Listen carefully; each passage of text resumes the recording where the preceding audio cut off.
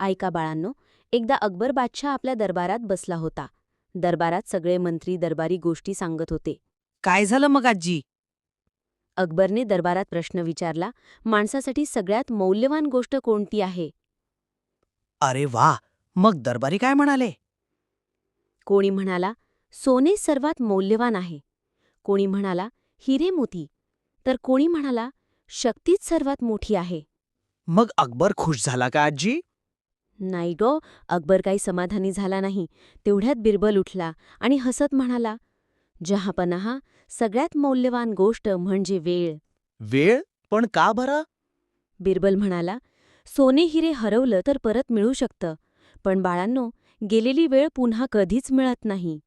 वाह, बिरबल खूप शहाणा होता. हो बाळांनो. अकबर खूप खुश झाला आणि म्हणाला, बिरबल तुझ्यासारखा हुशार कोणीच नाही. म्हणूनच लक्षात ठेवा, वेळ हाच खरा खजिना आहे. त्याची कदर करायला हवी. Like, comment, and subscribe.